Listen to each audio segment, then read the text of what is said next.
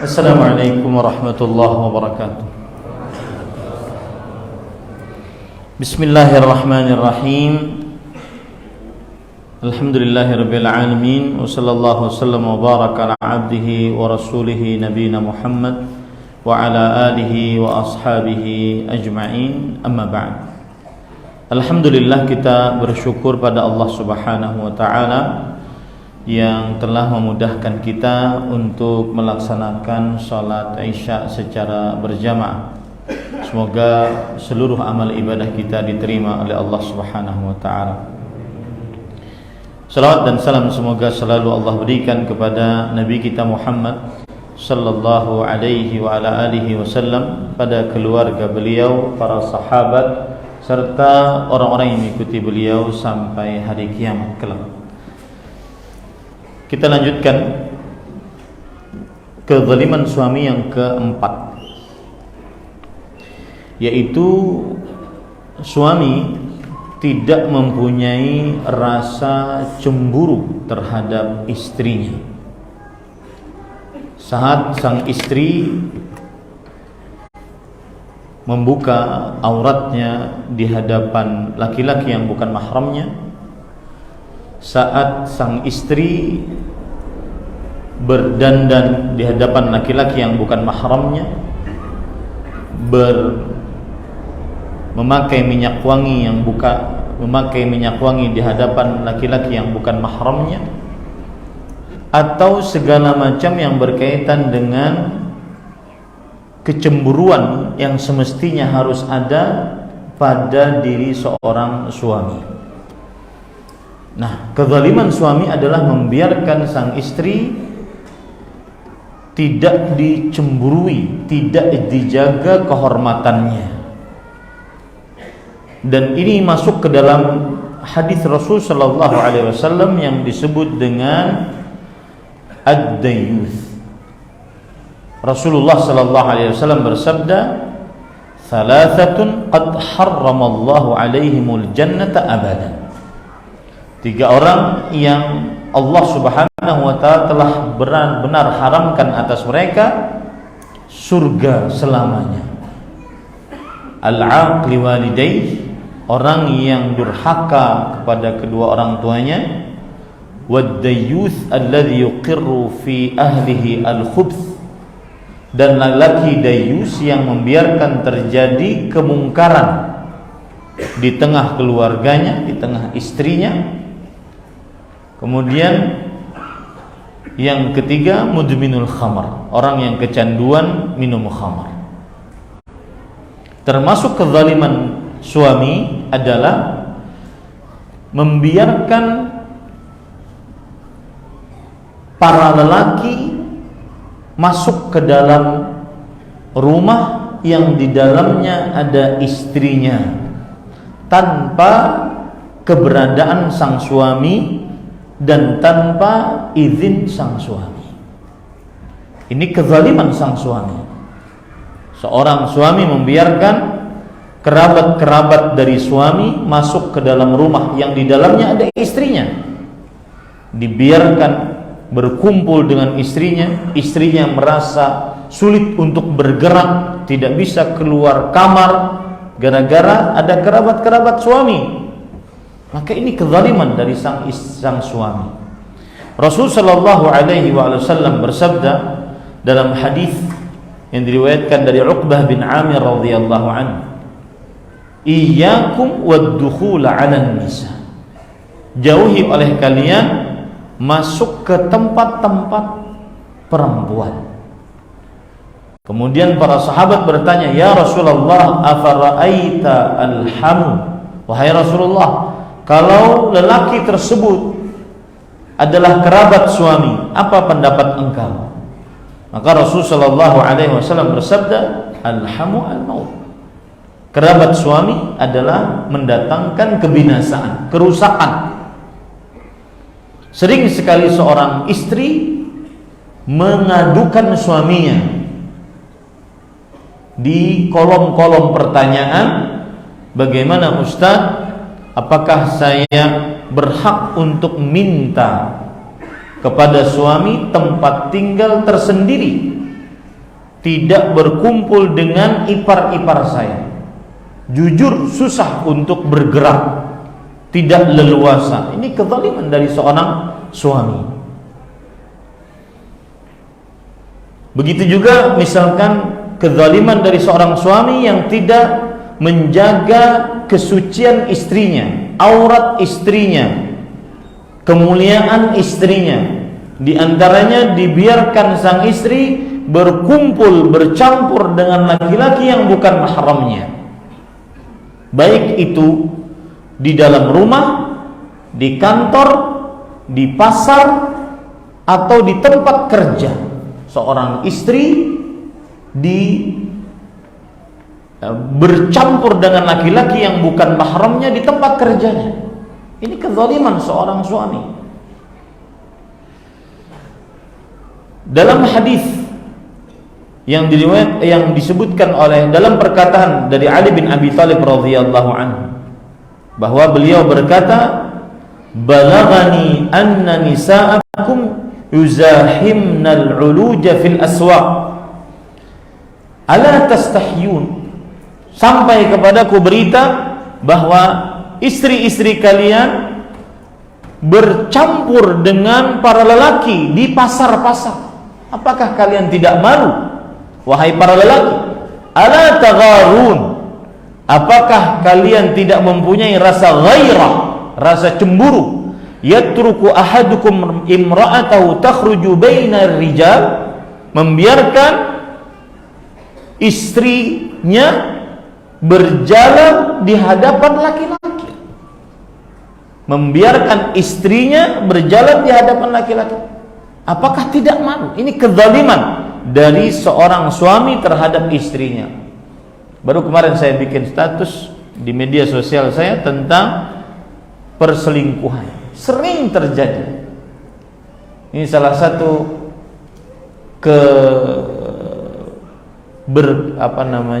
kemudahan dari Allah Subhanahu wa taala.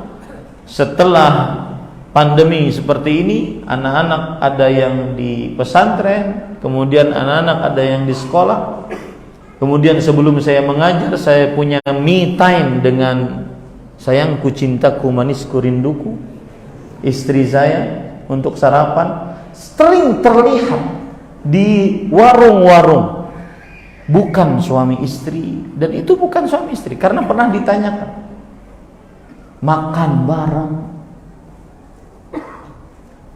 Maka kadang-kadang bagaimana tidak akan terjadi perselingkuhan? Ke kantor sang istri dalam keadaan dandanan terbaik, wangi yang terbaik.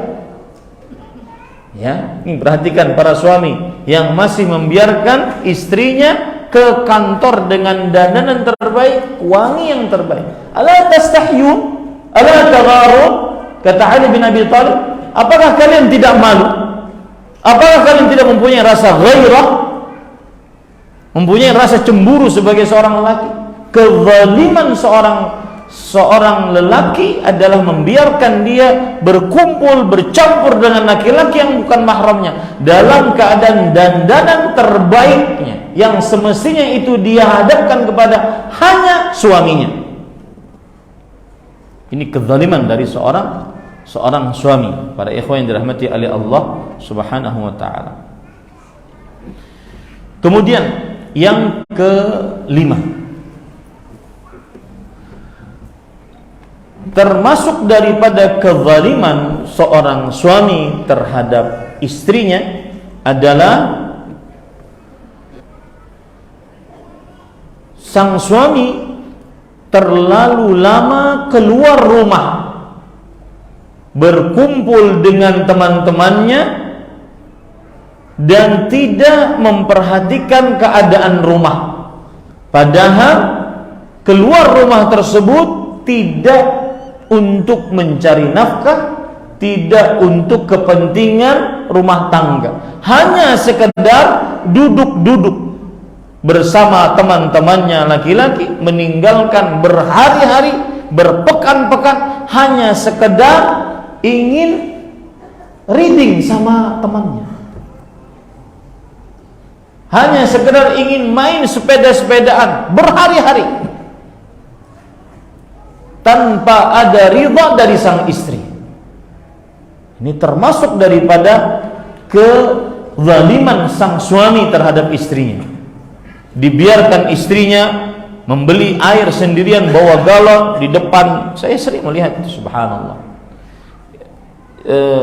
Sang anak di depan, di belakang galon 2. Ini superwoman. Mana suaminya? Ternyata suaminya duduk nongkrong-nongkrong dengan alasan yang tidak jelas, bukan untuk mencari nafkah, bukan untuk kepentingan istrinya.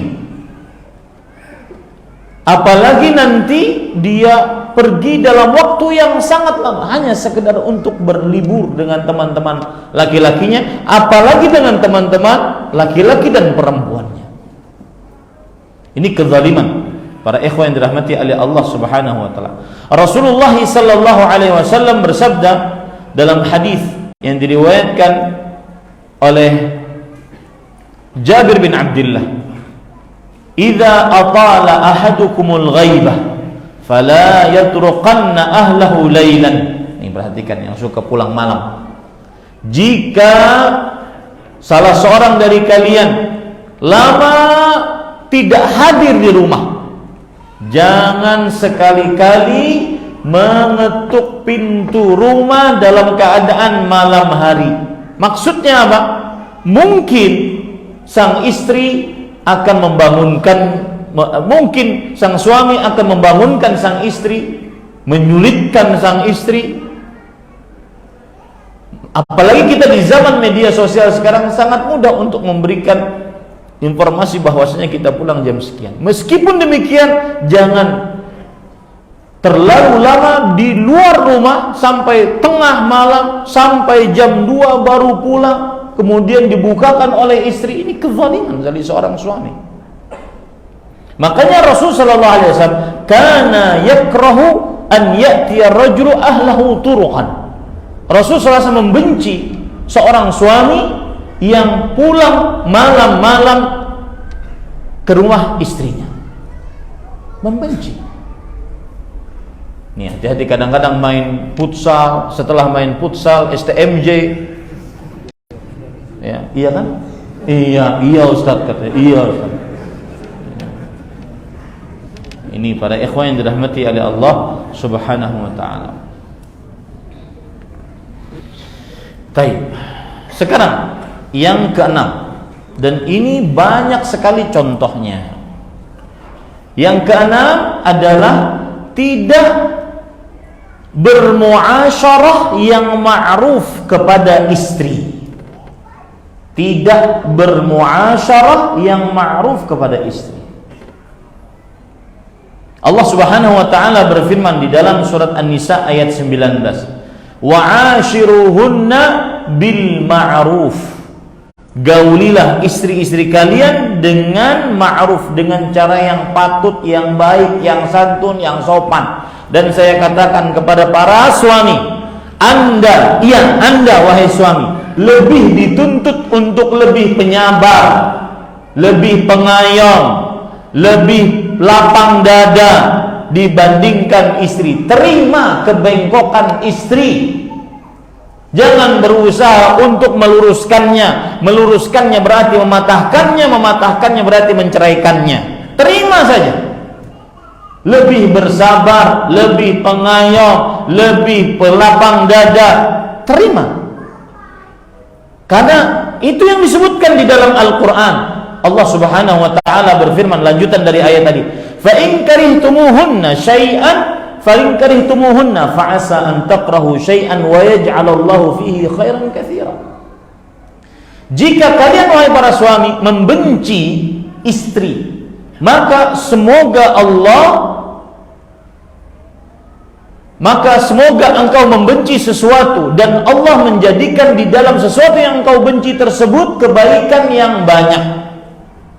Kebaikan yang banyak. Seorang suami pernah curhat kepada saya, Ustaz, saya itu mengadukan istri saya kepada Ustaz. Kenapa istrinya? Istrinya kurang romantis. Maksud antum kurang romantis bagaimana? Saya ingin seperti yang di film drakor itu, Ustaz. Dielus, dipeluk, macam-macam kata dia. Maka saya katakan, sebentar, Bapak ini ganteng, insya Allah istrinya cantik, mohon maaf saya menebak. Kata beliau, iya Ustaz, alhamdulillah. Baik, tidak romantis, kemudian cantik, satu lawan satu. Yang kedua, mudah-mudahan istri Bapak adalah yang pembersih, karena saya lihat suaminya rapi. Iya Ustaz, tidak ada di dalam rumah kotoran, semuanya bersih, teratur, rapi. Baik, tidak romantis satu, kemudian lawan dua, cantik dan pembersih. Telaten mengurus rumah, dua lawan satu sudah kalah. Yang ketiga, istrimu mungkin di atas ranjang sangat memuaskan, alhamdulillah Ustaz. Cuma itu saja, dia kurang romantis. Maka saya katakan 3 lawan 1.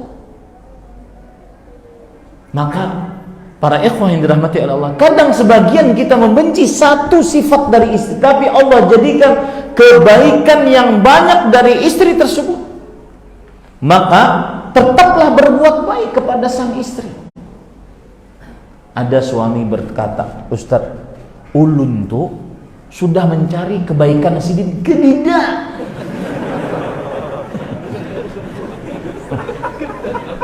Cari pasti dapat ya. Ya, karena itu janji Rasul, janji Allah Subhanahu wa ta'ala, fa'asa an takrahu syai'an wa yaj'alallahu fihi khairan katsiran. Mungkin kamu membenci sesuatu, maka Allah menjadikan di dalam dirinya kebaikan yang sangat banyak. Inilah yang dimaksud oleh Rasul sallallahu alaihi wasallam ketika beliau bersabda dalam hadis riwayat Muslim, la yafraqu mu'minun mu'minah in kariha minha khuluqan radhiya minha akhar.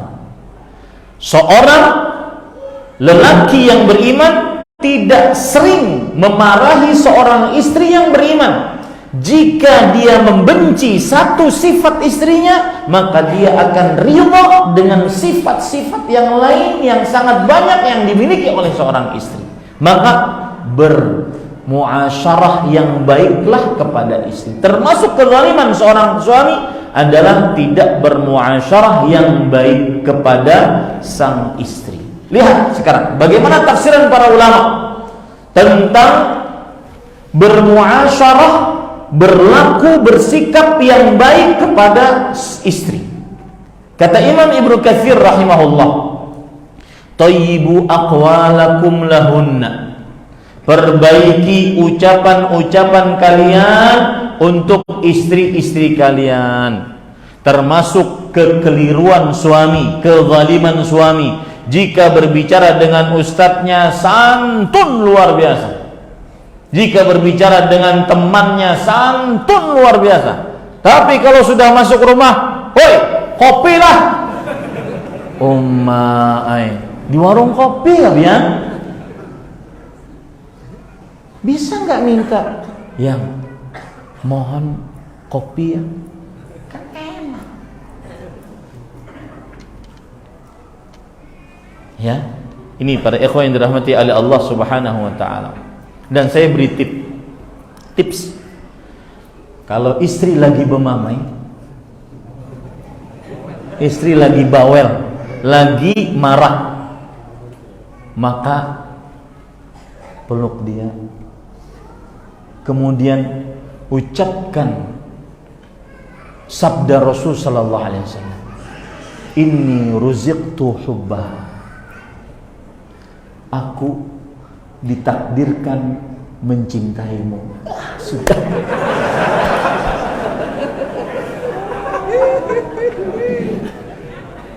Rabah waluk.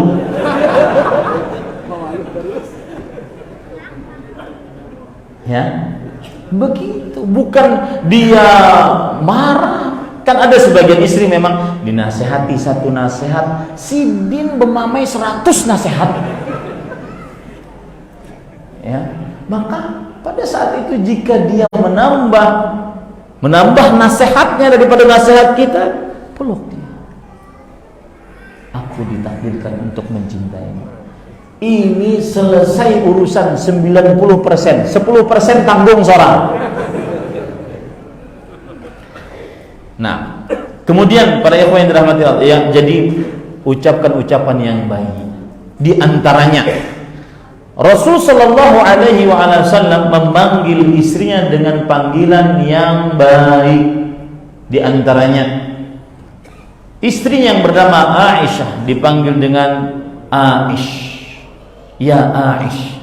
Itu panggilan unyu-unyu untuk yang bernama Aisyah radhiyallahu anha wa arda. Jadi kalau seandainya ada istri bernama Laila misalkan, Ilai, nah nyaman loh, ya. Pas istrinya lebih gendut juga, Ilai gemoy, nah.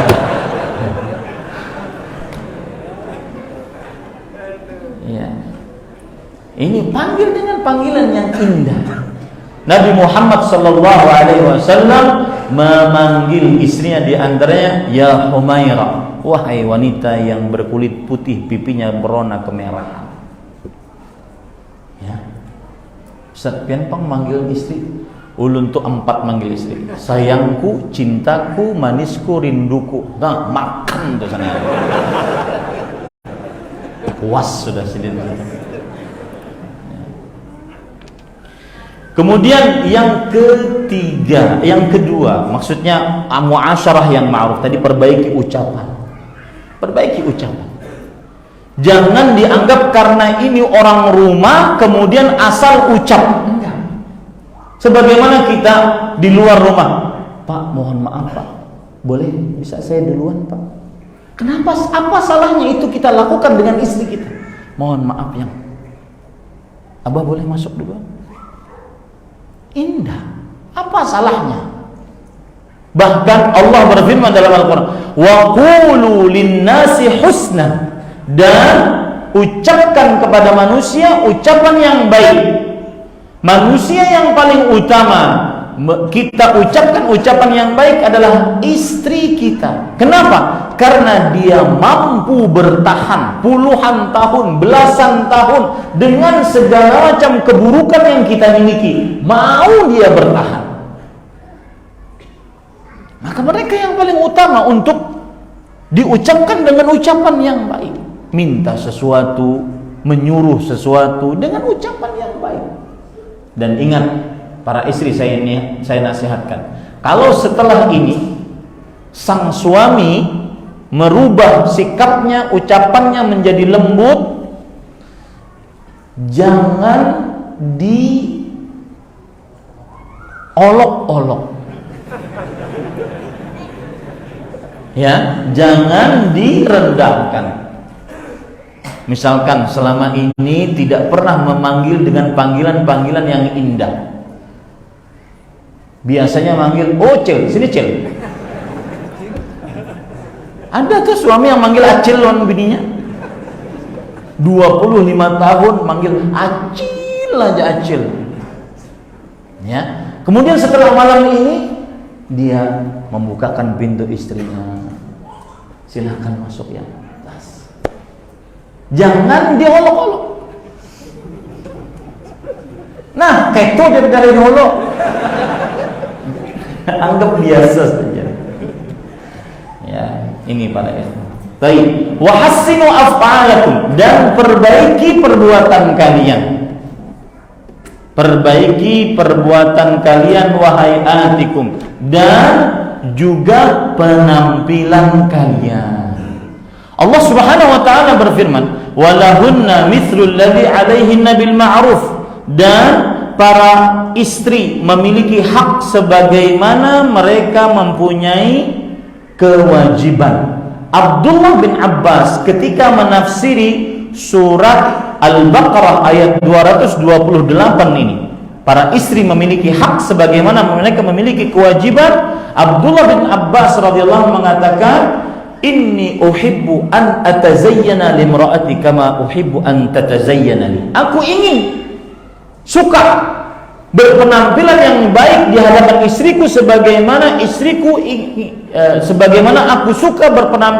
sebagaimana aku suka istriku berpenampilan yang baik di hadapan. Maka perbaiki penampilan di hadapan istri. Perbaiki penampilan di hadapan istri itu termasuk muasyarah bil ma'ruf. Contoh, mohon maaf, potongan rambut, kemudian bau mulut, bulu ketiak ditarik, untung aja bulu ketiak itu. Jangan dibiarkan sehutan-hutannya. Karena itu tidak sesuai dengan sunnah Rasul sallallahu alaihi wasallam.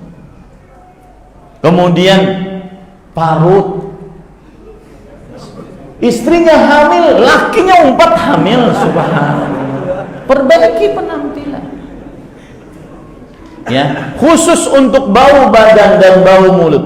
Rasulullah sallallahu alaihi wasallam pernah mau mengharamkan madu sebagaimana disebutkan oleh Allah dalam surat At-Tahrim. Ya ayuhan nabi, lima tuharrimu ma ahallallahu lak tabtaghi mardata azwaj. Wahai nabi, mengapa engkau mengharamkan apa yang Allah halalkan atasmu? Karena hanya sekedar ingin mencari ridha istrimu. Ceritanya ada sekelompok istri Rasul sallallahu alaihi wasallam cemburu dengan istri-istri yang lain, maka mereka bersepakat kalau Nabi Muhammad sallallahu alaihi wasallam datang, maka sang istri yang di sini mengatakan kalau Nabi Muhammad SAW datang, beliau sangat suka madu, minumin madu. Setelah minum madu, kemudian menggilir istri yang di sini. Istri-istri yang di sini sudah sepakat kalau Nabi datang, kita katakan mulutnya bau. Mulutmu bau. Makan apa? Minum apa? Enggak, aku tidak minum apa-apa kecuali madu. Mulutmu bau. Semenjak itu Rasulullah SAW mau mengharamkan madu. Lihat bagaimana beliau sangat menjaga bau mulut, bau badan, penampilan. Ini sebagian suami kadang-kadang kalau seandainya berkumpul dengan teman-temannya paling necis, sedangkan di hadapan istrinya seadanya. Baju kaos dalam sudah rabit-rabit dipakai. Subhanallah. Ya, kemudian sudah ada pulau-pulaunya dipakai. Berpenampilan yang baik. Berpenampilan yang baik di hadapan istri. Mereka paling berhak untuk melihat suaminya dalam keadaan yang terbaik. Wangi saat makan. Ya. Saat makan. Jangan yang asal-asalan. Kadang kan saat makan sebagian suami pakai sarungnya seasalnya. Kemudian angkat, kemudian godok. Ini suami jenis apa?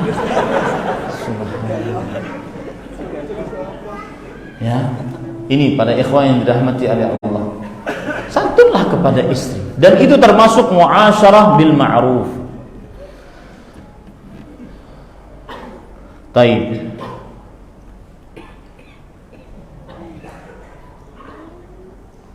Kemudian para ikhwan yang dirahmati oleh Allah Subhanahu wa taala, saya akan sebutkan beberapa muasyarah bil ma'ruf yang disebutkan oleh para ulama rahimahumullah taala.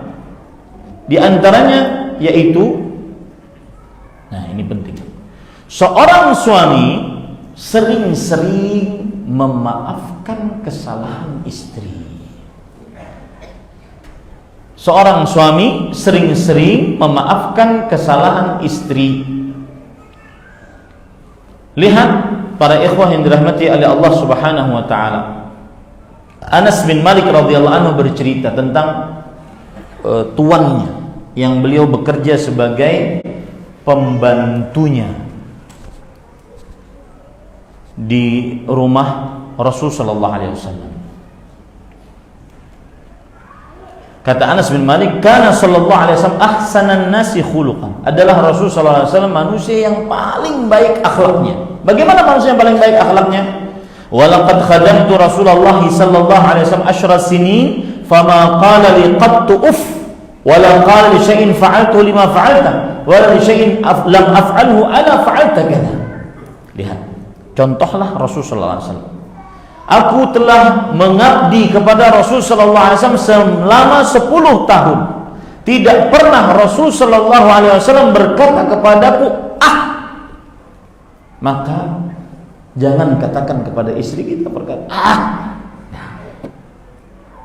ya. Kemudian wala qala li syai'in fa'altu lima fa'altu. Beliau tidak pernah mengatakan untuk sesuatu yang sudah terjadi, kenapa? Kenapa kayak ini? Kenapa terjadi begini? Sudah qaddarallahu wa ma syaa. Dan beliau tidak pernah mengatakan untuk sesuatu lam af'alhu yang belum aku kerjakan, kenapa belum engkau kerjakan? Tetapi beliau memerintahkan, kerjakan ini. Tidak mengatakan kenapa belum engkau kerjakan. Ini termasuk daripada menutup kesalahan-kesalahan istri. Coba bayangkan antum. Rasul sallallahu alaihi wasallam diberi hadiah. Sebuah piring di dalamnya ada kue. Dan Rasul sallallahu alaihi wasallam pada hari itu sedang menggilir Aisyah. Hadiah ini dari istri yang lain. Aisyah radhiyallahu anha cemburu. Piringnya dipecahkan oleh Aisyah radhiyallahu anha. Apa yang terjadi? Rasulullah SAW mencari alasan agar Aisyah radhiyallahu anha dimaafkan oleh para sahabat, karena kejadian itu dilihat oleh para sahabat. Kata Rasulullah SAW, gharat ummukum. Mohon maaf, ibu kalian sedang cemburu. Coba biar dapat hadiah dari tetangga dipecahkan oleh bini. Apa yang terjadi? Pecah kepala bini itu. Apalagi tetangganya janda.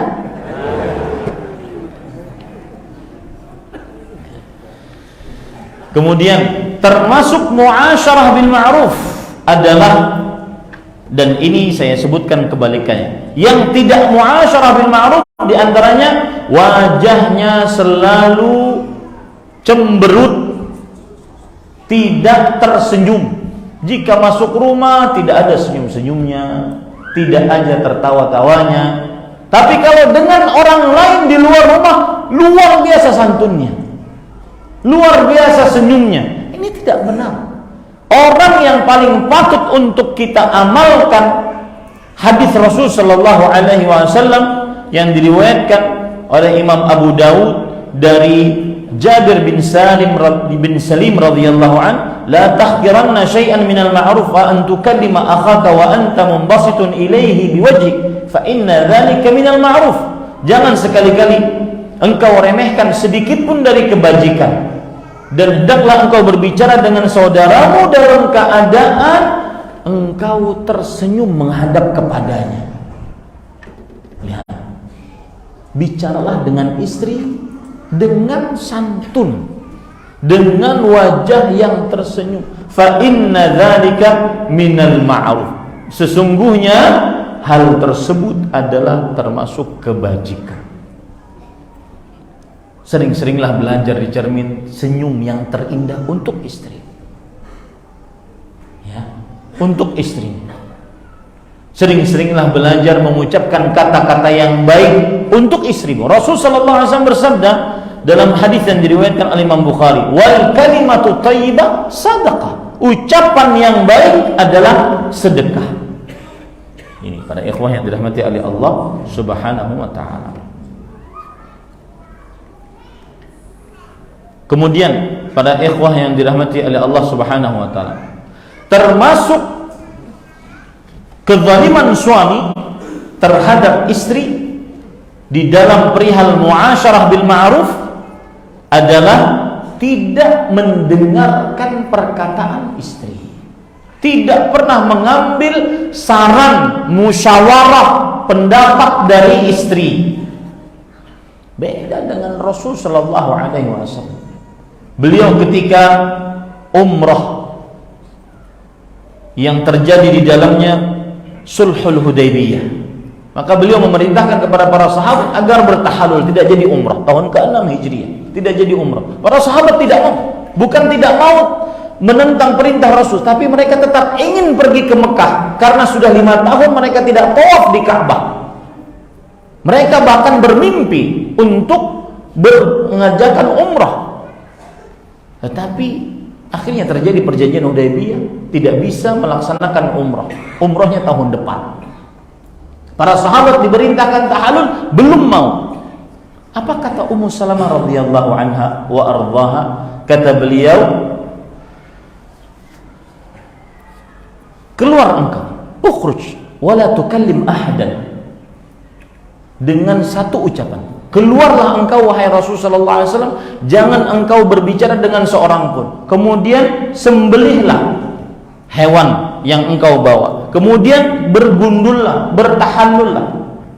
Maka akhirnya para sahabat pun melihat Rasulullah SAW seperti itu. Akhirnya mereka bertahallul. Lihat, Rasulullah SAW menerima saran dari Ummu Salamah radhiyallahu anha wa ardhaha. Ada sebagian suami yang kadang-kadang tidak membiarkan istrinya memberikan pendapat. Awasi kamu, benganga, aku ceraikan. Benganga, paham lah yang benganga? Nganga, cerai. Ini tidak benar para ikhwan yang dirahmati oleh Allah Subhanahu wa taala. Kemudian termasuk sikap tidak muasyarah bil ma'ruf adalah ketika masuk ke dalam rumah tidak mengucapkan salam. Ini kezaliman dari seorang suami terhadap istrinya karena tidak melakukan muasyarah bil ma'ruf. Tidak melakukan salam kepada istrinya atau orang yang ada di dalam rumah saat memasuki rumah. Dari Anas bin Malik radhiyallahu anhu, Rasulullah sallallahu alaihi wasallam bersabda, "Ya bunayya idza dakhalta ala ahlika fasallim yakun salamuka barakatan 'alaik wa ala ahlik wa ala ahli baitik." Wahai anakku sayang, jika engkau masuk ke dalam rumah, ucapkan salam atas istrimu. Salammu akan menjadi berkah atasmu dan atas istrimu. Maka saya sering mengatakan, Pak, dalam hidup ini ada dua sebab. Sebab syar'i, sebab kauni. Orang sering mengerjakan sebab-sebab kauni agar dia bahagia, agar dia senang, seperti punya rumah megah, mobil mewah, harta bertumpuk ruah, emas, perak. Iya, itu membuat orang senang. Oke. Tetapi ada sebab-sebab syar'i yang bukan hanya sekedar membuat orang senang, tetapi juga bahagia. Seperti salam.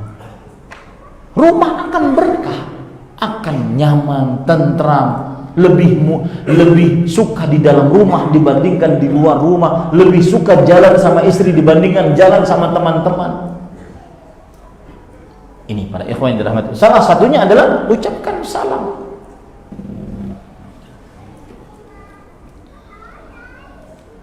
Lihat lagi, Rasulullah sallallahu alaihi wasallam bersabda dalam hadis yang diriwayatkan oleh Imam Abu Daud, luar biasanya salam. Abu Umamah Al-Bahili bercerita, Rasulullah sallallahu alaihi wasallam bersabda, "Thalathatun kulluhum dhaminun 'ala Allah."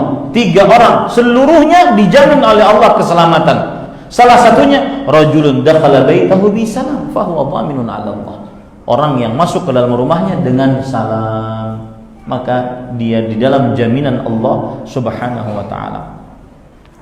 Kemudian, para ikhwan yang dirahmati oleh Allah, ini penting.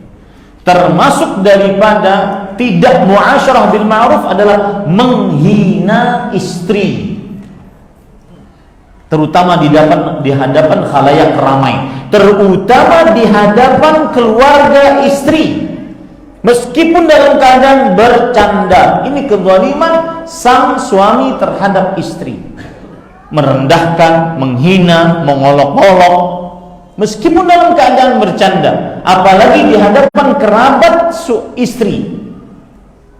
Maka jangan menghina dan jangan saling menghina meskipun dalam keadaan bercanda. Tidak boleh menghina. Rasulullah SAW bersabda, "La tasubbanna ahadan." Jangan sekali-kali engkau menghina seorang pun. Seorang pun yang paling utama untuk tidak dihina adalah kawan hidup kita. Jangan sekali-kali merendahkan, walaupun bagaimanapun bentuknya. Misalkan seorang suami melihat istrinya di dalam rumah dalam keadaan sedang tidak memakai baju karena baru mandi atau yang semisal.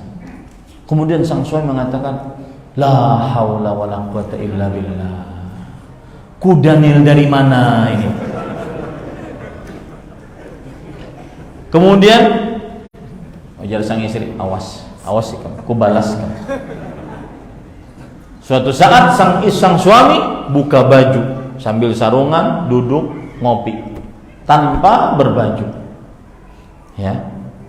Maka sang istri mengatakan kepada suaminya, la haula wala quwata illa billah. Gajah dari mana ini? Ini tidak boleh. Saling menghina tidak boleh. Dan termasuk tadi kita katakan ya, termasuk muasyarah bil ma'ruf, perhatikan penampilan, termasuk di dalamnya mohon maaf, tidak kentut di hadapan pasangan. Karena ini termasuk penampilan. Ini kadang perang sidin. Bergantian. Ini jauhi para ikhwan. Jauhi karena akan menimbulkan ketidakenakan. Mulai sedikit-sedikit nanti akan subur ketidakenak tersebut.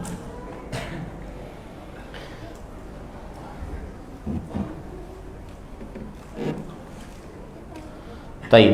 Para ikhwan yang dirahmati Allah, termasuk tidak muasyarah bil ma'ruf kepada istri adalah tidak perhatian, bahkan tidak mengobati istri saat sakit.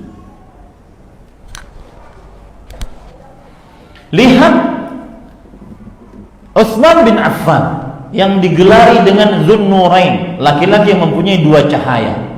Beliau tidak dibenarkan ikut perang Badar oleh Rasul sallallahu alaihi wasallam. Kenapa? Diperintahkan untuk menjaga istrinya Ruqayyah binti Rasulullah sallallahu alaihi wasallam yang pada waktu itu sakit.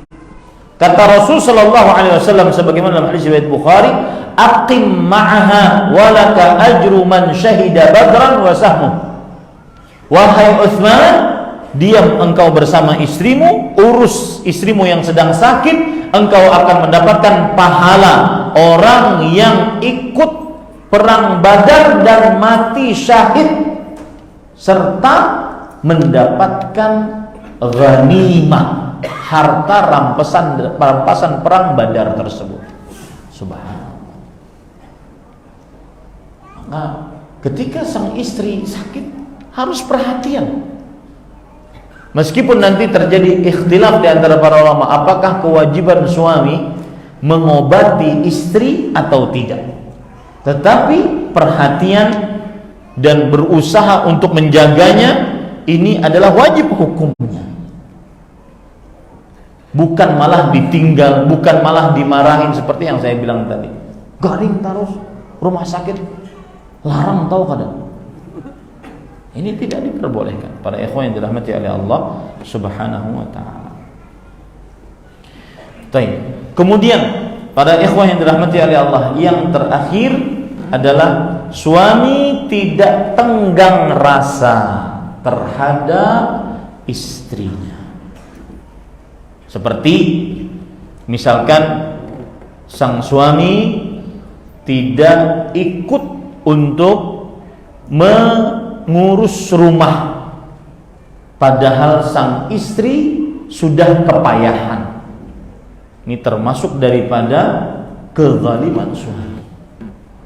Mengurus anak, kemudian tidak mau menjaga anak, kemudian sedangkan di sana ada makanan yang belum dimasak, ada pakaian yang belum dicuci, ada piring yang belum dibasuh, dan seterusnya. Ini termasuk kezaliman dari seorang suami, yaitu masuk ke dalam perkara tidak bermuasyarah bil ma'ruf dengan sang istri. Ini yang bisa saya sampaikan. Wassallallahu nabiyana Muhammad walhamdulillahirabbil alamin. Jika ada pertanyaan dipersilahkan. Ada yang ingin bertanya? Sudah? Panas telinga mendengar? Silahkan Pak. Nah.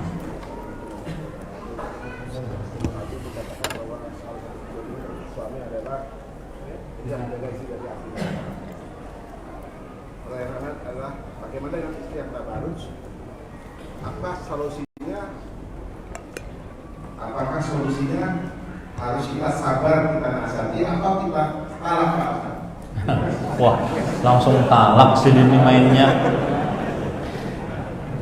Jadi pertanyaannya mungkin ibu tidak dengar, ibu-ibu tidak dengar. Bagaimana seorang istri yang tabarruj? Tabarruj itu artinya memperlihatkan keindahan, kecantikan, kebagusan diri seorang perempuan di hadapan laki-laki yang bukan mahramnya. Opsi yang beliau tawarkan, apakah kita harus bersabar atau kita harus talak? Jawabannya adalah kita harus cegah sang istri tersebut bertabarruj. Dan itu termasuk daripada al-wiqayah, wiqayatuha minan nar, menjaga dirinya dari api neraka. Ya ayyuhalladzina amanu qu anfusakum wa ahlikum nara. Wahai orang-orang beriman, jaga diri kalian dan istri kalian dari api neraka. Baik Ustaz, sudah kita cegah Ustaz, dia tetap keluar dengan tabarruj, maka pada saat itu berarti dia nusyuz. Nusyuz tidak taat kepada suami, dan istri yang tidak taat kepada suami sudah ada batasan-batasannya. Di antaranya pertama menasehatinya, kemudian yang kedua berpisah ranjang dengannya, yang ketiga memukulnya, yang keempat mencerainya. Nah, begitu caranya. Wallahu a'lam. Ada seorang suami pernah bertanya kepada saya, Ustaz, sampai berapa kali batasannya kita memerintahkan istri untuk sholat? Rupanya istrinya tidak sholat-sholat. Maka saya katakan, batasannya adalah sampai istrimu sholat. Itu menasehati sang istri. Kalau tidak, maka kita anggap dia nusyuz, bukan hanya kepada suami, bahkan lebih kepada Allah dan Rasulnya. Maka pada saat itu berlakulah tahapan-tahapan yang saya sebutkan tadi. Wallahu a'lam. Nah, kasih mic-nya Pak. Ada mic Pak? Kasih ke depan. Setelah ini ibu-ibu, jika ada pertanyaan.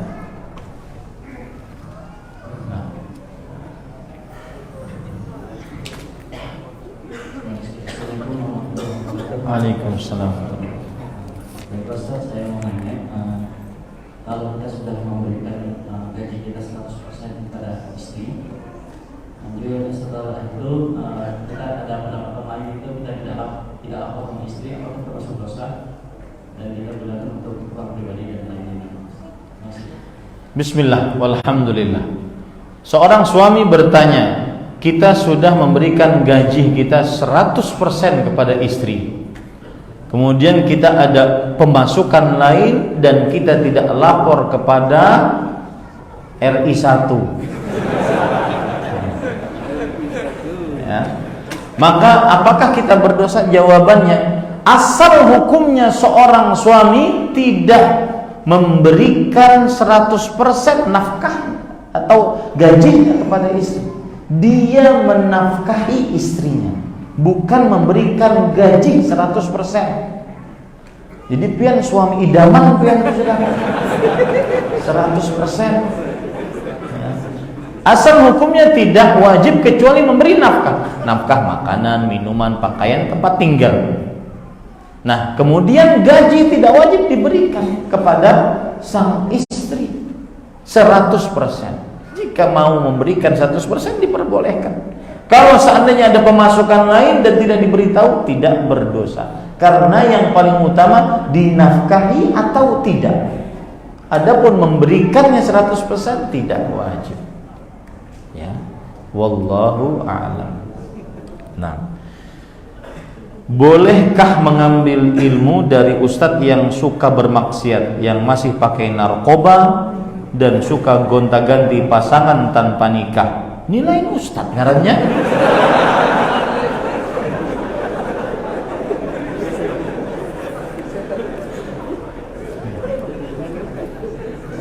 Ya. Seorang yang di Indonesia, ustadz adalah seorang yang mengajar agama, alim, dan berusaha mengamalkan ilmunya. Maka seorang ustadz semestinya dia berusaha mengamalkan ilmunya, dan Rasulullah Allah Subhanahu wa taala berfirman, "Innama yakhsyallaha min ibadihi ulama."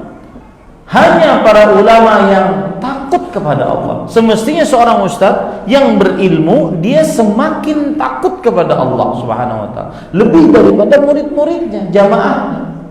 Karena dia berilmu tentang Allah Subhanahu. Dan inilah khasyah. Jadi ada bedanya khauf, khasyah, rahbah. Khauf itu rasa takut kepada siksa Allah. Khasyah takut kepada Allah karena ma'rifat, kenal betul tentang Allah. Rahbah takut kepada Allah dengan mengerjakan hal-hal yang mendatangkan ridho Allah. Itu bedanya. Dan ilmu ini bukan hanya ilmu kulit, tetapi diamalkan dalam kehidupan sehari-hari. Makanya saya katakan ini, yang seperti ini bukan seorang ustaz, alim. Karena seorang alim wajib mengamalkan ilmunya sehingga bisa berkah dia berdakwah. Dan terasa para ikhwah, orang yang berdakwah kemudian mengamalkan ilmunya sebelum dia dakwahkan akan masuk ke dalam hati, dibandingkan orang yang hanya berdakwah dengan modal retorika saja. Wallahu a'lam. Nah, cukup kiranya yang bisa kita sampaikan. Kita berdoa kepada Allah dengan nama-nama Allah yang husna, sifat-sifatnya yang ulia. Semoga keluarga kita menjadi keluarga yang sakinah, mawaddah, dan rahmah. Ini yang bisa kita cukupkan. Subhanakallah bihamdik, asyhadu an la ilaha illa anta, astaghfiruka wa atubu ilaik. Sallallahu nabiyana Muhammad walhamdulillahi rabbil alamin. Wassalamualaikum warahmatullahi wabarakatuh.